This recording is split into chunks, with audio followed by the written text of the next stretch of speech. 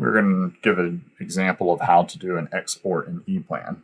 For this example, we're going to do an enclosure legend.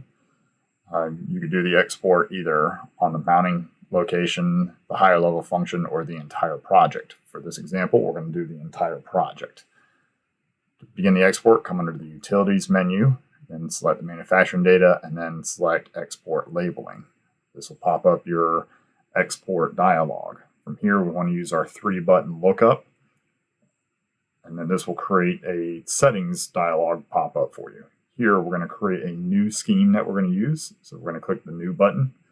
This will allow us to select the report type. In our case, we're going to choose the enclosure legend.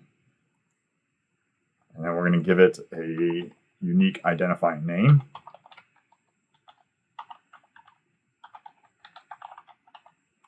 We can add a description for future use and understanding of what the report is going to do.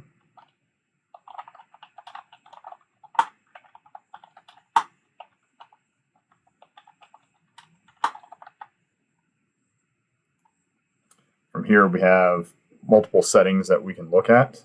The first one is the file type. You can export as an Excel file, a text file, XML file. In our case, we're just going to do a text file. It's easier to work with, and we know that we can import text files as long as they're delimited properly into Excel. So we're going to choose that. You can give a default target file name if you would like. In this case, we're just going to leave blank. That way we can choose where we're going to store it off when we go to export the report. The header, we typically do not use headers in our export. We can put that into the Excel file as needed. Most of the information is held here in the label. The first thing we're going to do is we're going to select our device. You highlight it, click the right arrow button, and then it's going to give you a pop-up. What we want to do here is do an identifying DT, highlight it. We'll actually do the display DT, highlight it, and click OK. From here, we next need to put in a separator. So we highlight the separator, once again click the right arrow button, and here you can see the options. A lot of times we can use a semicolon or a comma or anything else that you want. For our example, we're going to use the tab. It makes it very clear of what's being imported into Excel. Also gives you a nice clean look if you look at it in Notepad as well. So we're going to select tab, click OK, and we now added a separator in. What we'd also like to do is put some part information so we know exactly what it is. So we'll click part.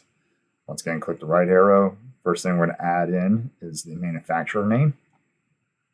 So highlight manufacturer, or you can add manufacturer name, either one. Click OK. Once again, put another separator in. Continue with the tab scheme. And the last thing we're going to do is we're going to add in the part number. So highlight order number, click OK, and now we have our report set up. You can also add footers in it if you like, and you can modify some settings. In this case, we're going to keep those all the defaults. Click OK, and that creates your new scheme. As you can see, your new scheme is now selected with a blank target file. From here, you can select where you actually want to do the export. In this case, we're going to go under local disk, EPlan, and I've created a folder exports. Click OK. You can create a new name or use an existing file. If you use an existing file, it's going to overwrite it. And down here you have the output type. You can either just do a straight export or you can export and start application. I like to do the export and start application so I can verify that the export actually ran properly and we have data. Once selected what option you want, you just click OK. And then it will create the export, and as you can see, it exported, and you now have all the information that you need here for the final export.